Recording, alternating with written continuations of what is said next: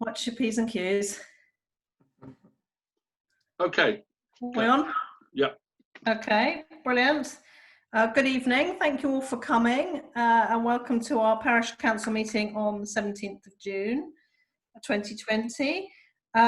Just before I start through the agenda, I'd firstly just like to say a big thank you to some of our councillors who have left us. So a big thank you to Dennis Briaris and Suzanne Metters, who both, especially Suzanne, over her years of being involved in the community, have put in an enormous amount of work and effort to the Parish Council and the village as a whole. And Dennis did some amazing work. Very sad to see them both go. I'd like to thank Adrian Fear as well, and also David Ewens, who actually never made it to the Parish Council because he decided it wasn't for him in the end after all, but he would like to make suggestions in the future. So that's a big thank you to them, and we're sad to see them go. Agenda item number 1, any apologies, Rod? I've had no apologies, Chairman. Okay, lovely. Agenda item number 2, we'd like to welcome a new councillor. So we've got Alistair. Welcome, Alistair. Thanks for coming on board. And I believe you're on which Finance, Planning and Highways Committee? Possibly. Is that what you've put your name down for? I can't remember, but... Right. I think that's right. I think just to introduce myself to people I don't know before, I've lived in Wedmore for the last 4 years. My interest mainly in infrastructure and the economy, so those are the areas that I will be most interested in, but obviously as a member of the community I'm interested in most things that's going on as well. Brilliant. Well, welcome, and we'll have to agree tonight to defer the requirement to sign the acceptance office if everybody's in agreement, we could do it. Yeah, is everyone happy with that? Go show of hands. Okay. Brilliant. Okay. Thank you very much and welcome. Right. Agenda number 3, reports from county and district councillors. I do believe we've got David Huxtable here.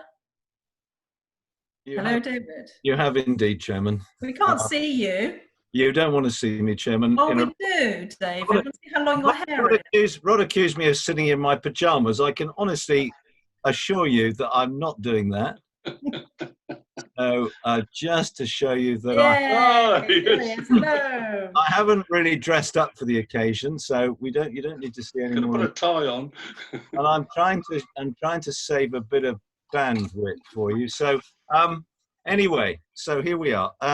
And congratulations. Only 4 of my 14 parish councils have managed to have any meetings in this period. So you're one of the big 4, obviously, which you were the first. We're terribly with it here. And unfortunately, I couldn't get into the last one. So I didn't know what you've been saying about me when I wasn't there. So anyway,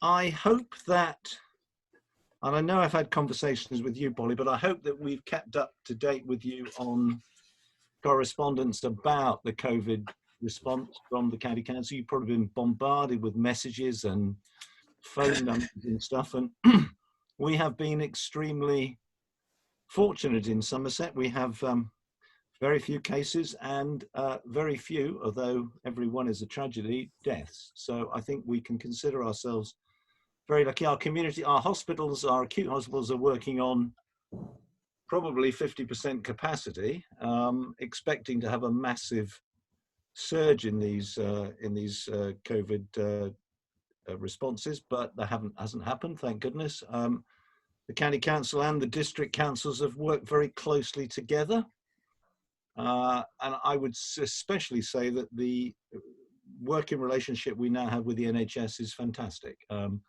It's taken years and almost like drawing teeth to get closer to the NHS, because we're all in the same business in adult social care and in the NHS, and there's always been an us and them, but this crisis has certainly brought us very close together, and I can't see us ever going back to the way we were. So that's a real bonus. So on the domestic front, we're doing what we can to catch up on highway maintenance and repairs and stuff, because obviously less traffic on the road. And what I was to find out from you, because I still have my monthly meetings with Kat Tyson, I still wanted to find out from you really what your particular issues that you wish me to raise with Kat. Well, the only one I mean, it is relevant. It will be relevant. We're still waiting for the signs to go up from Flood Street up towards Hughes Sexy's with cycle aware and be aware of children and pedestrians. Yeah. They still haven't happened, and they were meant to happen a little while ago, I think. Anybody else on the Highways Committee? What else are we meant to be doing?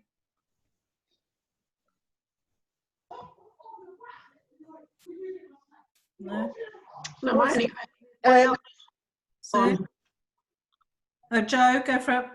So my only question was, why are those traffic lights just still loitering around? Why doesn't anybody take the stuff away? On Church Street, I think today they were. The traffic Well, I don't lights. know, 'cause I haven't been up Church Street since 8:30 this morning. So Traffic lights have gone, but there are some more. But they have started roadworks again on the corner. Okay, Judy. I was just wondering what was going to happen about Dennis's proposed traffic calming scheme on the road. Do you want to answer that one, David? I'll come back to you soon.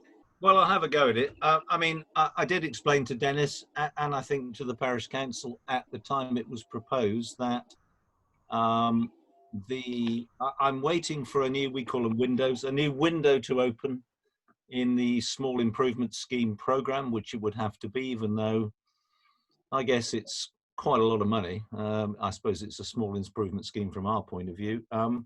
And I thought the earliest I could submit it would probably be towards the end of the year, the autumn, I would think. I mean, we've got a backlog of about 80 to 100 schemes. We do about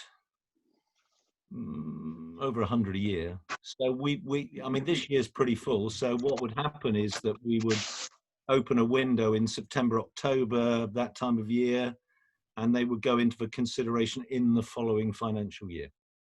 Fine.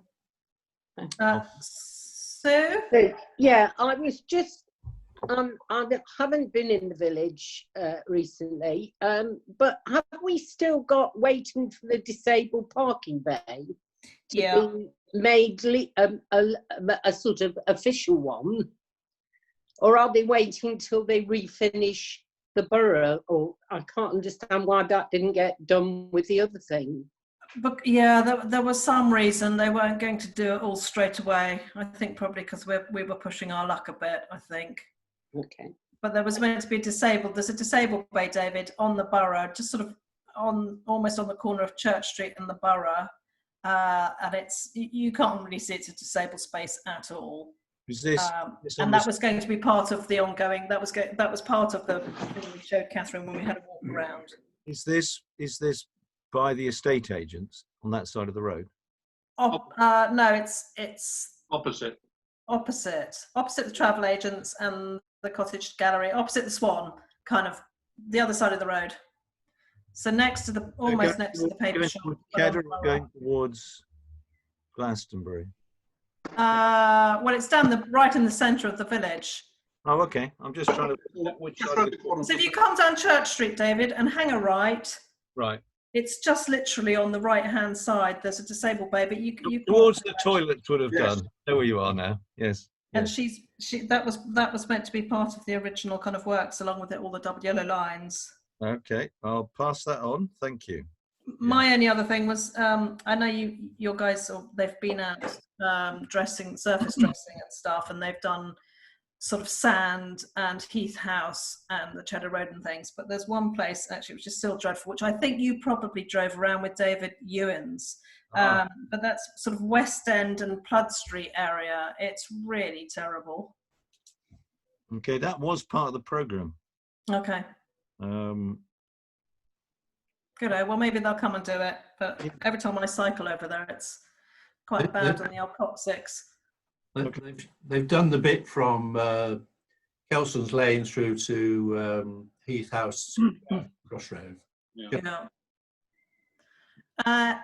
Anybody else got anything for David? Sean?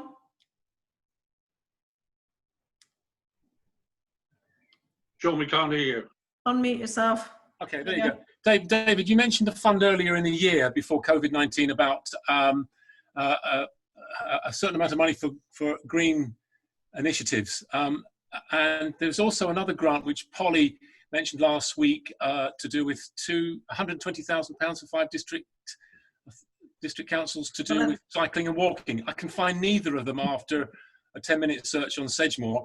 And is the 120,000 part of the 1 million, or is that separate? And how can we apply for it? Is it just for officers to use that money, or is the public allowed access to that? No, the £120,000, my understanding came straight from the government to the county council. And I know my colleague John Woodman has got some plans for it, but I couldn't go into specifics for you, certainly not in Wedmore. The £1 million was announced a little while before lockdown. But then, of course, lockdown completely snookered us, so we couldn't put any kind of, I don't think we could put any kind of criteria up. And the only parish council I have who came up with anything, which they've yet to get me a quote, was your neighbours at Mark, who wanted to put some electric vehicle charging points on the village hall, which I thought was quite innovative. And I was still waiting for that to come through. So we are open to offers, but it actually, £1 million sounds a lot, but it doesn't go very far in some schemes. No, I know that. So yes, it's available. Yes, if you've got any brilliant ideas, let me know. That's as simple as that. Just go via you, David, or through something. No, absolutely. Just Council. scribble it on the back of an envelope if you need to, and I will just look at it. And if I think it's a runner, then you can get me some more details, and we'll see how we go on. Because actually, when we actually get back to normal, if we ever get back to normal, there will be a flood of these things. So I want to make sure that there are a few of my local schemes in the pipeline. I think the cycling one is more difficult than actually this rather grand £1 million green issues thing. So you can be innovative with the green issues one. It was interesting that some of the suggestions on the 120,000 things was things like pop-up road closures, which I thought was quite amazing in order to allow cycling. So they seem to be very creative, but the reality is I don't know how they're going to do that. I'm very heartened to hear, but that there's a new cycle roadway happening between Wells and Shepton. That's happened in Mendip. Frome are looking at a lot of cycling initiatives. So it sounds creative on paper, but I just wonder whether we're going to do a lot of work and just get the thumbs down on these things. Well, as I said, I would actually not concentrate on cycling currently. I would concentrate on the green £1 million. Okay. That's the easiest thing to access, in my opinion. Jackie, did you have something for David?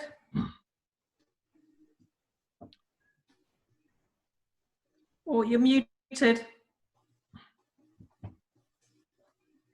Jackie, you still there? You go. Apparently, there is a way that if we put a proposal to the county council that a footpath can be upgraded to a cycle path, and is that something that we could look at to create a safe cycleway between the first school and Hugh Sexes? That's the holy grail that we've been trying to achieve for a very long time. We've been trying to achieve safe cycling or even walking from the middle of town to the first school. And the cycleway to Hugh Sexes would also be a very good idea. But there is actually a footpath that is actually marked that takes you from Little Island onto Wellsway. And I was wondering if there was any scope in doing something with that. You've got me a bit on the geography now. So where are we? We're going from the first school to Hugh Sexes?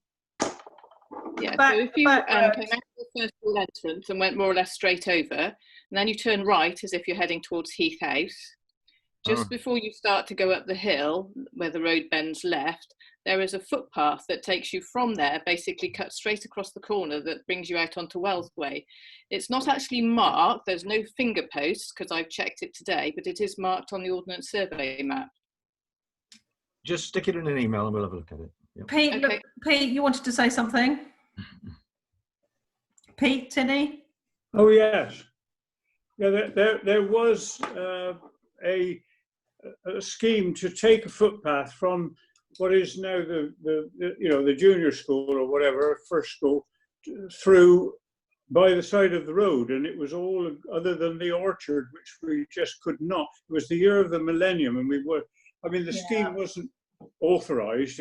That's what we were going to bid with, for a foot or cycleway, to go right the way from the sports field, we'll say, to Sex's school or there.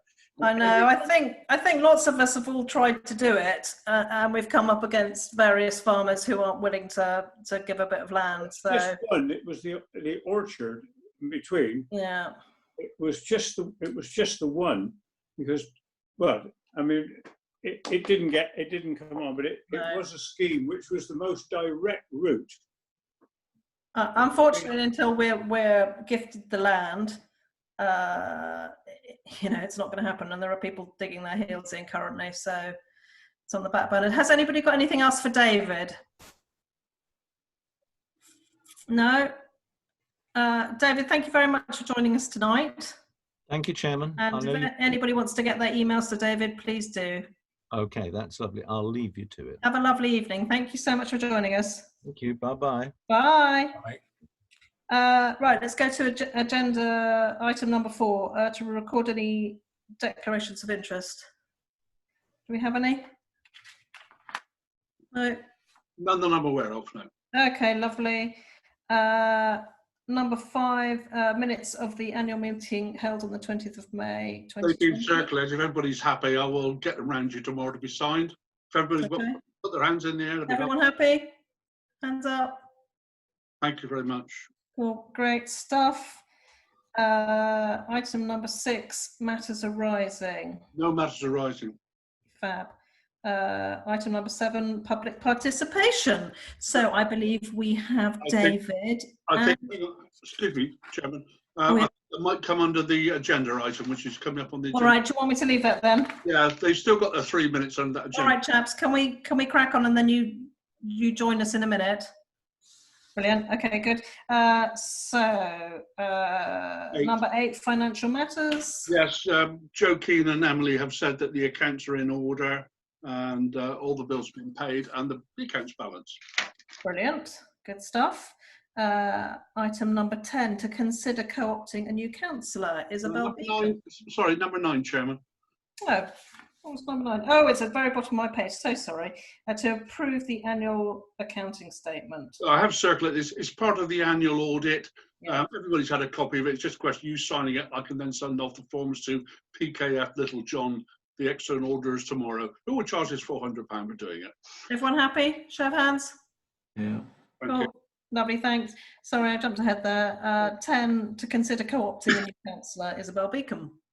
Well, I have circulated her details. She did apply, I think it was 4 years ago, but she was came second in a ballot because we had 1 vacancy and 2 candidates.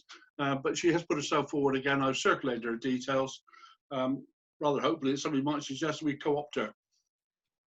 Can I have someone maybe suggest that? Lovely. Sue Worrell's suggesting that. Do you need a seconder? I'll second it. Yeah. Lovely. I think that was Glenys. Yeah, got it. Yeah. Fabulous. All those in favour? Yeah. Thank you. Any against? Any abstentions? No. Fabulous. Isabel's have you read her sort of CV? Interesting lady. So I missed that email. Okay, she's an interesting lady, and she's a good hard worker, and I was gutted she didn't go on last time, so I think she'd be a great asset to us. Okay, item number 11, to consider a request for a grant from Wedmore Cricket Club. Yeah, Chairman, this was a grant put in by the Cricket Club a couple of months ago. They're looking for £750 for the Parish Council towards their total bill of £8,370. It has been sort of fully itemised and investigated by Dennis Briaris when he was with us, and he was satisfied with it. I just hope everybody else is satisfied with it, and we can agree to grant them £750. Okay, can I have a proposal from someone?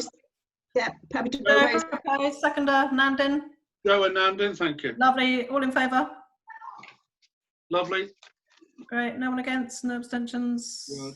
Great. Lovely. Thank you, everyone. Right. Item number 12, to consider a suggestion from a resident concerning street lighting in the parish. David Hopkins, Jim. Over to you, David. Hi. First, thanks for leaving this on the agenda. You've got plenty on your plates at the moment. Rod will have probably copied you on just some bullet point notes I've sent. They're not, don't represent enormous research, but they're just to maybe focus the discussion when you have it at some point on what's important. I think the first thing is the commitments that have already been made at county, at district. A declared climate emergency has been made. County have a clear stated policy on reducing street lighting. You'll see a link there on the paper that Rod sent through to you. And Wedmore Parish Council has signed the Green Charter. Now, there is a danger that all that's going to just sound like blah, blah, blah, unless something gets done. And maybe street lighting is one of the things you might want to look at. It's not just energy saving, although that I think is important and maybe the key thing. But there's to mitigate the impact of nighttime lighting on behaviour of plants and animals, improve the view of the night sky, reduce sleep disturbance. All of these are important things, and I think they're worth taking into account. And I think one of the important things is when discussing street lighting in Wedmore, which I feel is excessive and unnecessary, it isn't a binary choice between having all the lights on all night and turning all the lights off all night. There are lots of options, keeping them at junctions where there aren't pavements, keeping all the lights on but turning them off at 1 o'clock or 2 o'clock in the morning. All of these things are possible. It isn't a binary choice. So perhaps just to consider when you're discussing it. There is an example of Westbury Sub-Mendip where the village as a whole, after a consultation period, agreed on getting rid of their street lighting. This was some years ago. It seems to have been quite successful. And there's an interesting example up at Shipham where weirdly they've never had street lighting, but they express themselves extremely happy not to have street lighting. There's no discussion about having it. They're rather pleased with that and not to say a little proud. If you go down the route of having a look at reducing the street lighting in whatever form, there's quite a motivated group in the village who would be more than happy to be co-opted to help do a survey of the village or whatever, or help in any way. So really I just would like you to have at some point, perhaps tonight or whenever it's back on the agenda, to give this an open-minded airing, because I think there's a lot of street lighting in Wedmore, and frankly, at 1 o'clock, 2 o'clock in the morning, it's really not required. Oh, by the way, one thing about Shipham, a question was asked of the constabulary about whether there was any more crime in Shipham than anywhere else, where they have no street lighting whatsoever, and there's none. There's no statistical blip at Shipham caused by the lack of street lighting. So one of those things that you might well come up against if you're inviting comment around the village. It's possibly not relevant. Anyway, that's a lot from me. I know that Rupert also has a couple of, if it's appropriate, Polly, a couple of words to say. He has his own take on this, particularly on the LED lighting. So I'll hand over to him. Lovely. Rupert, you're very blurry on my screen. Yeah, I'm afraid I've got rather old technology with an old PC and a separate video camera, which we used to use for Skyping years ago when our daughter was in Australia. And I'm consciously aware that everybody looks beautifully clear. You may be spared the fact that I'm actually not terribly clear and I'm a bit fuzzy. So don't complain too much, but can you hear me? We can hear you fine. Go ahead. Can I just follow on and say that I'm strongly in favour of no street lights at all. I'm a big fan of the beauty of the night sky and the enjoyment of the night itself. And I think that natural darkness is just as wonderful as natural light. And where we can be in a position to enjoy it in a village in the countryside, I think we should. I agree with David that a few lights in certain key locations might be acceptable.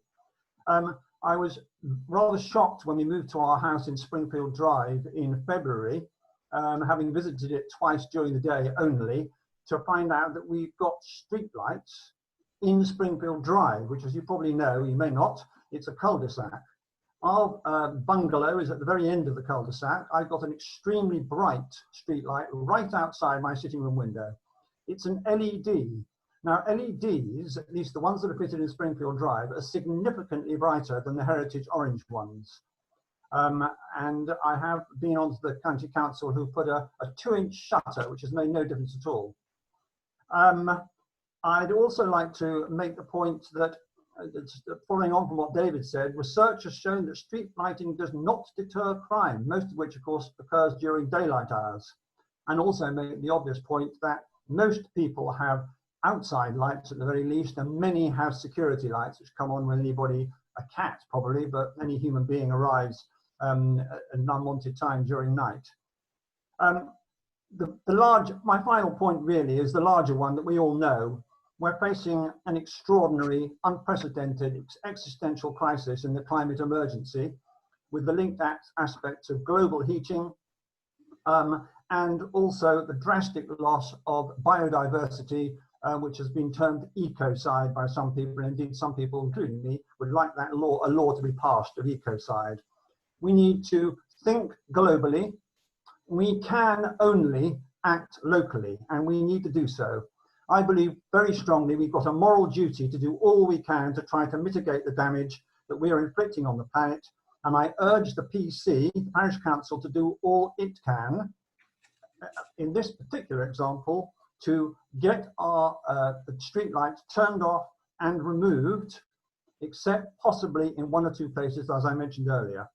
There will be objections. We understand there'll be objections, this is my final point, by some people. There are objections to all change. We need to take the bigger view. And I feel there's a very strong moral imperative to act for the greater good. And I hope that the Parish Council will bear this in mind. Thank you very much. Thank you very much, Rupert. I completely agree on certain points there, and it would be nice to reduce our lighting. I don't know whether we could get rid of it, what with a sort of elderly population, but not get rid of it completely. But yeah, I definitely believe we should be turning it off at certain times of the night, because it's such a waste of power. Does anybody have any questions, anything they want to say? Joe? Has any sort of research or just general queries been made around where the most suitable start points would be to start turning off? Obviously, Rupert's mentioned Springfield Drive. That would start sort of turning off street lights there. Is there any other sort of quick wins, low-hanging fruit style, that we could look at first? There is one thing that whenever one of the heritage acorn style streetlights breaks, it's always replaced with an LED. And unlike the Springfield Drive ones, they're actually quite satisfactory. They're quite a low light, they're quite elegant, but they're extremely expensive. And county aren't going to be keen to do that, I think, until one breaks. You could, of course, imagine me with an air rifle going around the village. You've told us that now. But that is, if you're going to reduce by using LED, that's an option. But otherwise, no, really the process, Joe, hasn't really started. At Westbury, they did quite a sophisticated village. They sent out questionnaires to all the village, and as usual, about 10% got returned, and the 90% couldn't remember having ever received them. But they actually got pretty much equanimity of view on it. So we are at the very beginning, and I don't underestimate, for the Parish Council and other interested parties who might get co-opted to help, this is a lot of work, and it will be a right sort of, it'll be like kicking a beehive. So when we talk about the parish, as you know, I live in Cocklake.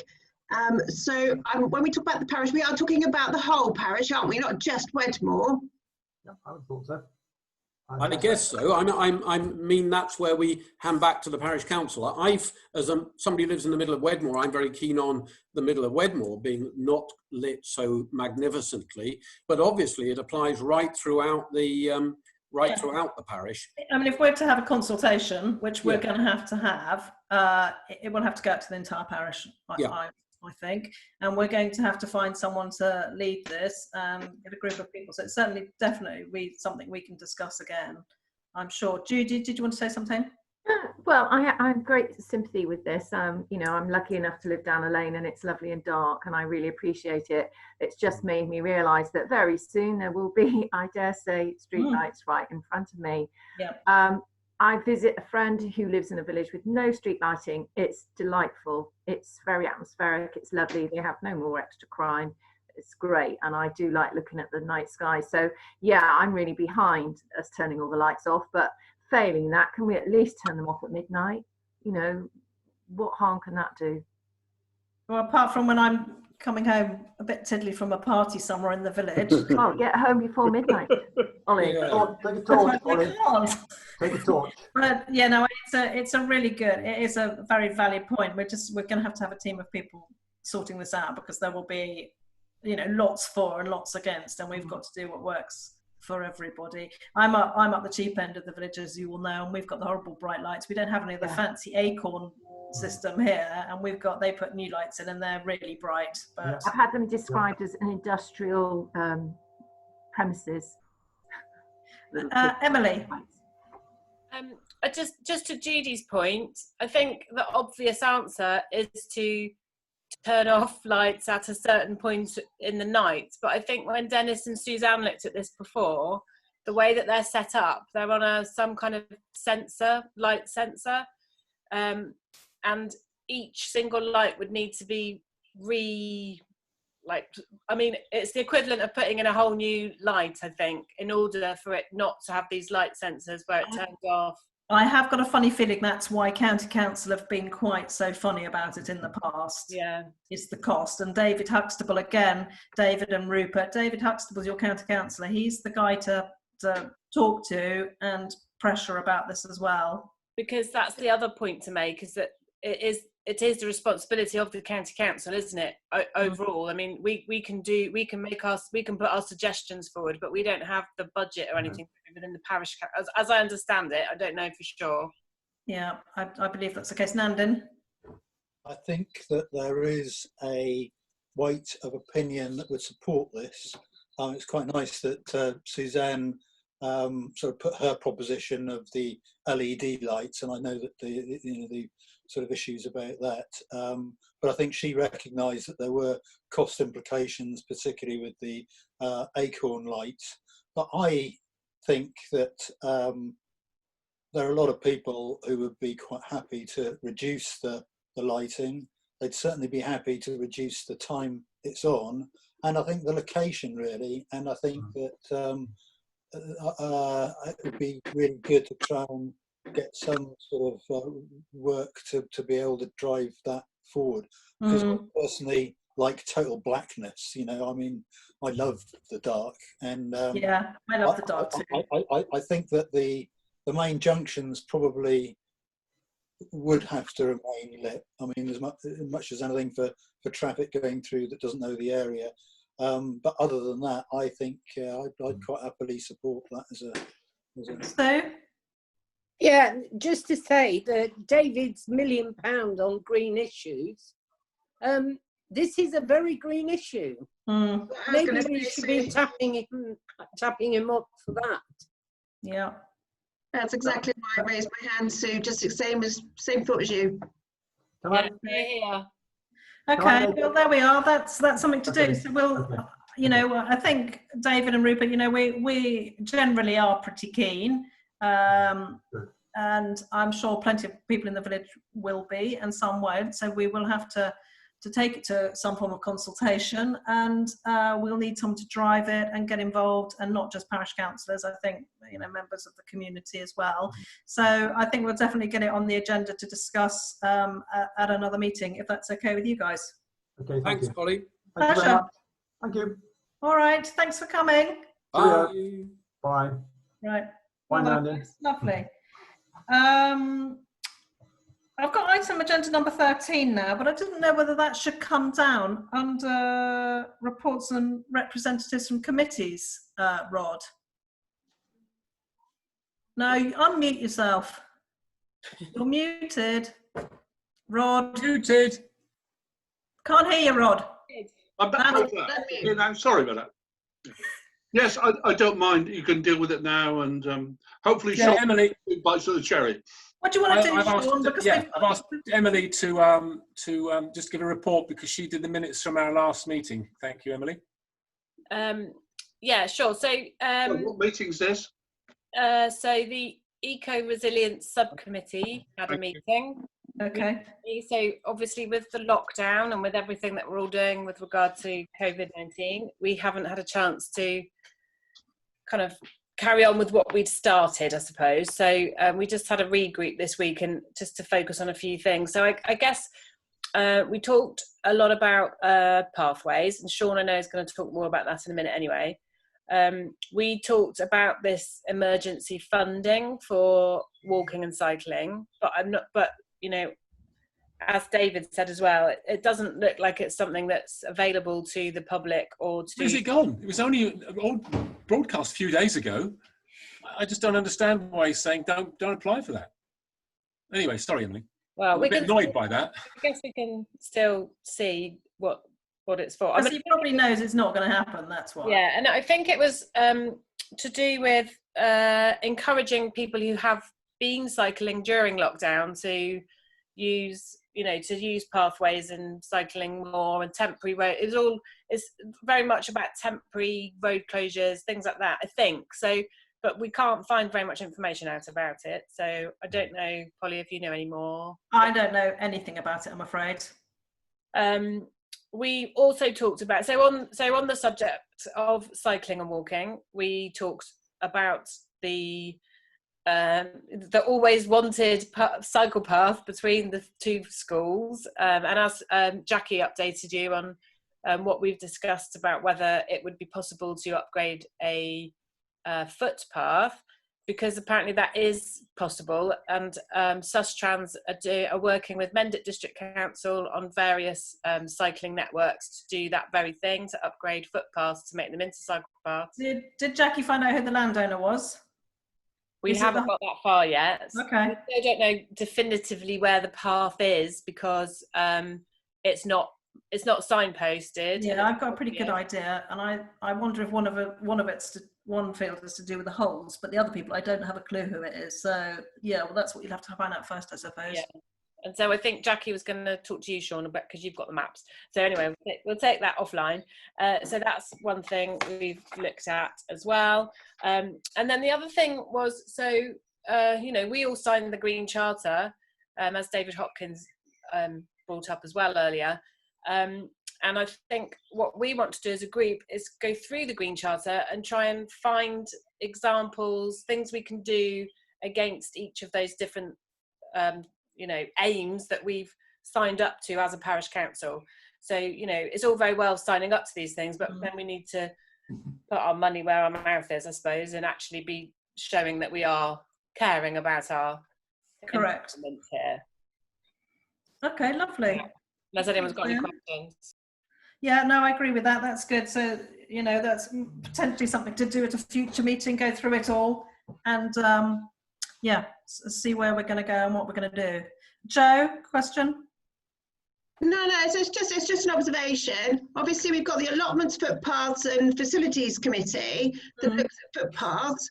And so there's a bit of a blurring of lines now between subcommittees. So, Emily, do you want to come back? Well, I wonder then if this needs to be within that committee or something. I don't know. I mean, Rod and I were talking about this earlier because Sean tried to start this eco-resilience subcommittee last year. There were quite a few of us at the time who put our hands up and said, yeah, I'm interested in making sure that the parish council is as green as we possibly can be. And everyone dropped out. So now it's only the three of us. So, I mean, I'm happy for us to join up with another sub rather than all doing the same work, or I don't know how it should be organised. Is that possible, Rod? Can we kind of merge the committee? You're on mute. You're on mute again. You've had far too many beers. No, yeah, so you can certainly merge with the allotments and the facilities. Sorry, I have to say I disagree because the resilience is an overarching thing. They've just appointed a resilience officer in Mendip District Council. Frome have a resilience officer which they've paid for, it doesn't just talk about footpaths. To answer the question earlier there about why we're talking about footpaths, because resilience in this instance is just looking at transport. And we just latched on to where were we going to start? And there does seem to be a hot topic here about capitalizing on people recycling more, who are walking more because of lockdown. And there did seem to be this money. David seems to think it's gone already, but he has thrown us a lifeline in this £1 million. So certainly there's going to be crossover, and surely that's what resilience is about. And it's going to, and I think it should have its separate stamp. I'm not precious about it, but the footpaths and the walking did seem to be one area where it might actually have some effect straight away. Jackie? Obviously, you could say, well, don't spray Roundup in cemeteries. So it is overarching, but I do think it does need. I've got Jackie and then I've got Nandin. Well, just to deal with the cycle path for Hugh Sexes, certainly myself and Sean are on the footpaths committee. I'm not sure whether Emily is as well, but is it something that could just actually be passed on just for dealing with the upgrade or trying to get the footpaths sorted for Hugh Sexes to actually be dealt with by the footpaths committee? Emily is on the committee. And I'm on the committee. And you Nandin? I agree with Sean that the Resilience Committee should be on its own, as it were, because it does have an overarching view on, well, to say we've signed the Green Charter as a whole, and I think that will have an effect. Okay, well, what needs to happen with that is you haven't got enough committee members currently. There's only 3. So to make it a proper committee, you're going to have some more volunteers. Joe? Yeah, no, my comment wasn't to disband any committees. It was just to be making sure nobody was doubling up on work anywhere. You know, that's my concern. It happens so much in business where you think you're doing one thing and somebody else is doing it too. You don't want to be, you know, crossing over each other. Exactly. If you do double it up, then you've instantly got a whole committee, because I'm on the footpaths allotment. Yeah, Jackie, we're there. You've got it. So how many do you need? I do understand Sean's point. They were the Green Group. The whole reason the Eco-Resilience Committee was set up is because, you know, a couple of years ago, obviously the Green Group and the Parish Council weren't working together. So the whole point of having that Eco-Resilience Committee was to ensure that we were together as a parish council. Now, I don't mean to be, please don't anybody take this the wrong way, because I'm trying to be, basically, all the people on the Eco-Resilience Committee are new parish councillors. Maybe we should have somebody with a bit more experience in parish council land helping on that. Bad idea, and I get your point, and we're not trying to undermine one of the committees, but if you double up, you've got double, you know, join them up, we've got double the forces. Yeah. So it could work really well. Sean, don't look at me. I think that if the Eco-Resilience Group tried to push forward some of the things from the Green Charter and action each of those 10 points, and we come up with ideas, we will put them to the right other committee. For instance, we've come up with some ideas about footpaths, and obviously I'm on the footpaths committee as well. So okay. I don't think I'm juggling. I think I'm in the same group. So I'll just mention it now, or maybe I should mention it when I come onto the footpaths. But we've got to tell you what we've done. Yeah, absolutely. So is everyone kind of happy with that? Emily's given us an update. Footpaths will be coming up again in a minute. I've got Sue's fingers waving. Hello, Sue. Yeah, I mean, I initially was on the, said I'd join the Resilience Committee. Yeah, I bought you some cake at one of the meetings too. One lousy piece of cake's not takes more than that. And I'm quite happy to come on again. Okay. I don't know how many you need for a committee to have a, you know, quorum. It's a parish council committee. It must be parish councillors. You can't co-opt people from around the village onto a parish council subcommittee. Okay. So how many do they need to have, Rod? Well, we've got to have a quorum. There's got to be 2/3 of the number of councillors. So okay, you're looking at sort of 8 people, I would have thought, without counting. Okay, Can't so have that might answer the question. It might mean we have to merge the 2 committees because we might not get enough people. Yeah. So it needs Okay. something really bad. Anyway, shall we move on from this one? Yeah. We can come back to it in a minute, Sean. Right, where were we? I've lost track. 14. 14. Issues and questions raised by councillors. Right, I'm going to start at the top. My first one is Nandin. You got any things to raise? No, I've got no issues that have been raised with me, or personally, I've hardly been to Wedmore actually. So, okay. You know, it's the big city as far as I'm concerned. Okay. Emily? No. Who have I got in the dark there? Glenys? No, I've got nothing. No. Okay. Alistair? No, I haven't got anything at this moment. Joe? No. Okay. Joe? Yes, I have been contacted. Parish, anyway, somebody has contacted me to ask about the website. Has that been updated regarding the up-to-date list of parish councillors? Yes. Yeah. Okay, cool. Yes, it's been updated. All the ones who have been taken off. The only thing I haven't got is a photograph of Jackie yet. Come on, Jackie. I have to do a screenshot, Rod. Don't be shy. Right, that's it, Joe. Jude? No. Another one. I got 3. I got no. Come on then. A year of nothing, and then I've got 3. Food bank. Are the parish council going to be doing anything specific like they have in the past regarding the food bank? It's outside Richard Neal's house. So any donations can be left outside the vicar's house. Yeah, no, I'm aware where it is, but the particular question was the parish council going to do anything like the initiative they did before? That was a private initiative by Neil Ellis. Oh, okay. No, that's fine. Thank you. And the other one was just somebody we have at the top of Crickham Lane, or when you get to the top of Rock Hill and you go straight ahead, there is a footpath there that is frequently used by horses.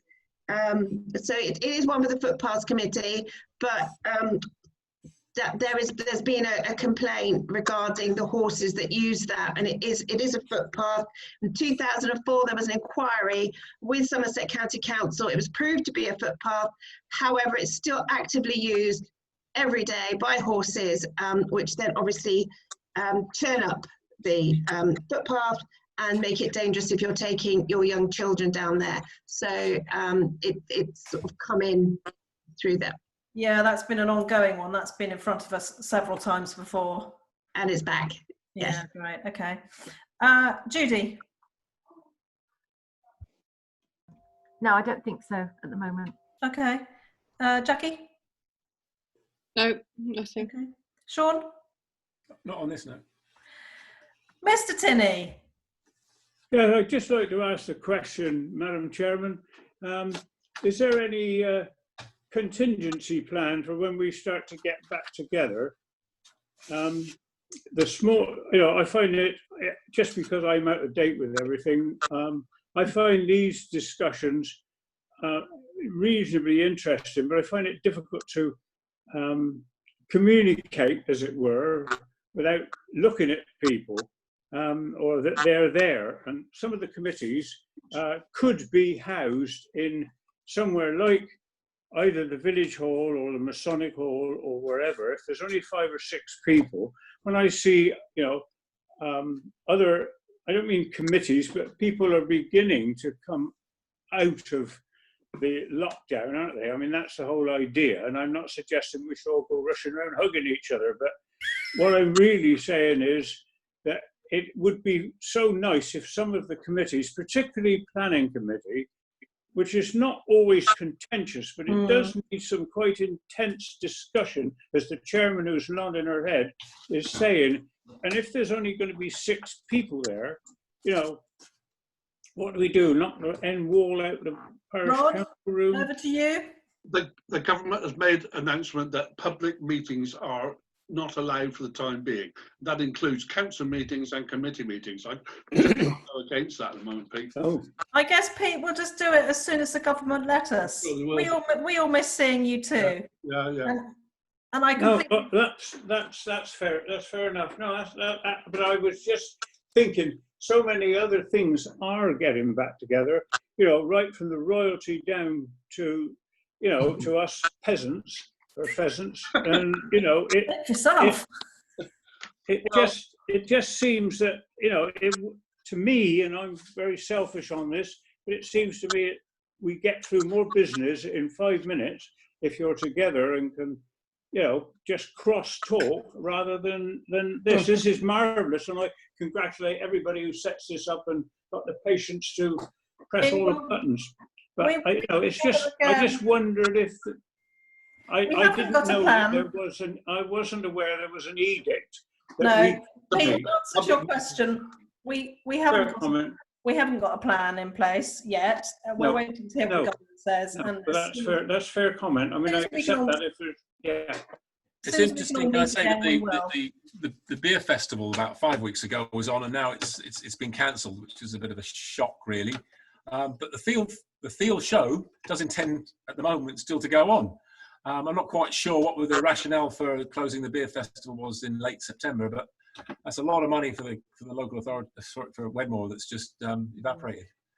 I guess they had to make a decision, didn't they? Yeah. I don't know what basis. Deposits and stuff. Sue, have you got any issues? The only I had an email from a member of the Bowls Club with regards to the car boot sale that is being voted on, I think, as we speak. They're having a meeting, the Wedmore Plainfields Committee. Finn Kavanagh, young Finn Kavanagh, and some of the young farmers want to hold a car boot sale in about mid-July on the parish field to raise money for the upstairs of the pavilion. And it seems to me that what happened was that sort of got Chinese whispers went on. And the next thing is people are ringing me up and saying, what's this about a car boot sale every Sunday? And we went, no. So I sent an email to Ian and asked him, the chairman, and asked him to clarify it. And they're voting on it as a group whether this one-off thing goes ahead. If it does, they might do it quarterly, but it's going to be run on volunteers, and the money raised is going to go towards the pavilion. So it seems to have righted itself. Okay. But just in case anybody hears about it, I think it's more or less sorted now. Alistair, I see you putting your hand up. Yeah, I just wondered what approval it needs, because certainly a couple of places I've been aware of, the car boot sale generates a huge amount of traffic for relatively short time, but people just abandon their cars everywhere, and that I just can't believe it can just go ahead without any thought or. No, there'll be lots of thought, I should imagine, and they'll have to do some major planning. There'll have to be stewards. There'll be all sorts of things they're going to have to organise. Okay. Rod, turn your sound on. I have suggested to the chairman that he just checks with the planning department. They don't need planning permission. Okay. Yeah. Good idea. Okay. So that's it with. Okay. That's it with issues and questions raised by councillors, I believe. Item number 15, correspondence. No, nothing is. Well, everything's been circulated this month. Yeah. Okay. Lovely. Item number 16, committee reports. First one up is cemetery. I went out there the other day and checked for the Himalayan balsam. We did have a lot of it a few years ago, and we've had a good check around. We can't find any trace of any there this year, but otherwise it seems to be absolutely fine.